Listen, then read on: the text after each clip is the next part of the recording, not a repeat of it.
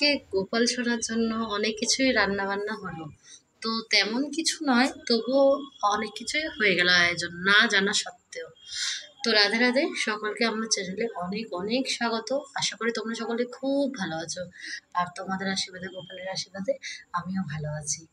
তো দেখো, সকাল সকাল গোপাল সোনার জন্য টিউশন পড়িয়ে আসার পরে অন্নটা চাপিয়ে দিয়েছি, আর দিয়ে দুধ গরম করে নিয়েছি। আর এদিকে মোচাটা হলুদ আর নুন দিয়ে সিটি মেরে নিচ্ছি।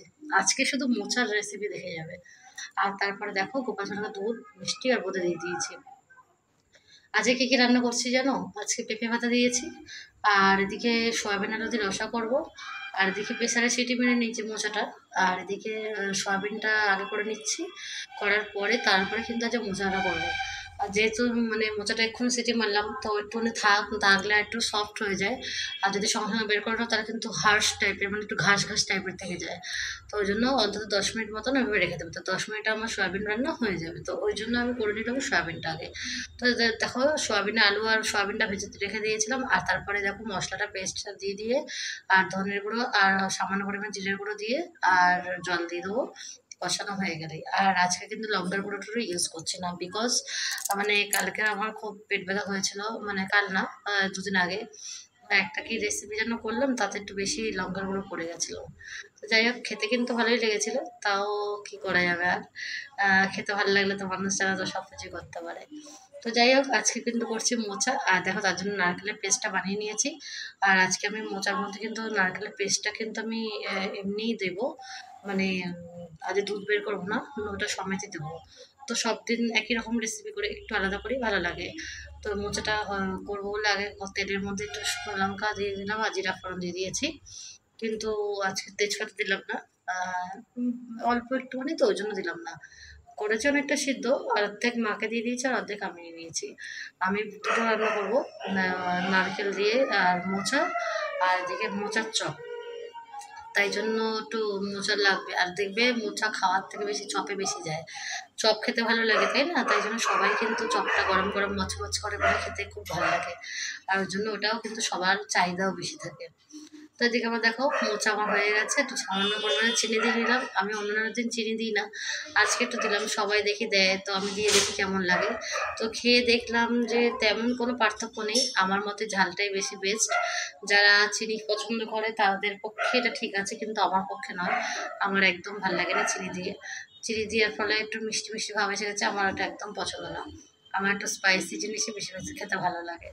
তো যাই হোক, মোচাটা হয়ে গেছে, এবার নামিয়ে নেবো। নামিয়ে নিয়ে আবার মোচার চপটা করব। তো তার জন্য মোচাটাকে আগে সিদ্ধ করে নিয়েছিলাম, তোমরা দেখলে একসাথে সিদ্ধ করে নিয়েছিলাম। আর এই যে অর্ধেক করে জল ধরে রেখে দিয়েছি। আর প্রথমে দিয়ে দিলাম বেসন, তারপর দিয়ে দিলাম কর্নফ্লাওয়ার, তারপরে দিলাম সুজি। তো সুজিটা প্রথমে এমনি দিচ্ছিলাম, তো আমার মনে পড়লো না, একটু চামচ দিয়ে মেপে দিই। তো আগে যতটা দিয়েছি আবার ততটাই দিলাম। তো 2 চামচ সুজি, আর এদিকে নুন দেবো, হলুদ দেবো, লঙ্কার গুঁড়ো, আর দিয়ে আর আর কিছু না, সব দেওয়া হয়ে গেছে। আর এবার ভালো করে মাখিয়ে নেবো। আর মাখিয়ে নেওয়ার পরে যে থকথকে একটা ব্যাটার তৈরি হবে, সেটাই হচ্ছে আসল মোচার চপের মানে ইম্পর্টেন্ট। যদি বেশি নরম হয়ে যায় তাহলে কিন্তু হবে না, জল একদমই দেবে না, ওইভাবে মাখবে। দেখো একদম পারফেক্ট হয়ে গেছে। আর এবার কিন্তু আমি এটাকে তেলের মধ্যে এক এক করে ছেড়ে দেবো। আর কড়াইতে তেল কিন্তু আমার গরমই হয়ে গেছে। হ্যাঁ, আর একটা কথা, আমি তেলটা কিন্তু সর্ষের তেল দিয়েছি। অনেকেই রিফাইন তেল দিয়ে করতে পারো, কোনো অসুবিধা নেই। তো প্রথমে আমি লঙ্কা ছাড়া করেছিলাম, তারপরে লঙ্কা দিয়ে করলাম, যেহেতু গোপালকে দেবো ওই জন্য। তো যাই হোক, আমি কিন্তু সর্ষের তেল দিয়ে এই কারণে করেছি, সর্ষের তেল দিয়ে করলে না এর ফ্লেভারটা খুবই ভালো আসে, আর টেক্সচারটা মানে খেতে একদম অন্যরকম হয়। আর সর্ষের তেল দিয়ে না করলে রিফাইন তেল দিয়ে যদি করো, এর ফ্লেভারটা আবার আলাদা। কিন্তু আমার মতে কিন্তু সর্ষের তেলই বেস্ট কোনো ভাজাভুজির জন্য। তো আমি কিন্তু সর্ষের তেল দিয়েই করলাম আজকে। খেতেও কিন্তু খুব ভালো হয়েছিল, আর গন্ধ কিন্তু খুব ভালো এসেছিলো। তো যাই হোক, হয়ে গেছে আমার। এবার আমি চলে যাবো গোপালের ভোগ লাগাতে। তো দেখো, ভোগের থালিতে দর্শন করা যে কি কি ছিল: পেঁপে ভাতে, মোচা, মোচার চপ, সয়াবিন আলুর রসা, পাঁপড় ভাজা, মিষ্টি, শসা। আজকে গোপালের 5-6 রকম হয়েই গেল। তো যাই হোক, গোপাল সোনাকে ভালো মতন সেবা দিতে পারলে আমারও খুবই ভালো লাগে। তো যখন কালকে যেমন শরীর খারাপ ছিল, সকালবেলা আলু ভাজা, পাঁপড় ভাজা, শসা এই দিয়ে সেবা দিয়েছিলাম। তো মনটা খুব দুঃখ লাগে যদি গোপালকে একটু ভালো মন্দ সেবা না দিতে পারি। তো সবই তো গোপালের জন্য, গোপালের সংসারের জন্য। আর এই দেখো, তারপরে সন্ধ্যাবেলা সন্ধ্যা আরতি, আর তারপরে মুড়ি ভোগ দিয়েছিলাম, দিয়ে আজকের ভিডিওটা শেষ করছি। আর রাতের ভোগ দর্শন করালাম না, আবার একটা কালকে নতুন ব্লগে তোমাদের সাথে দেখা হবে। রাধে রাধে, সকলেই খুব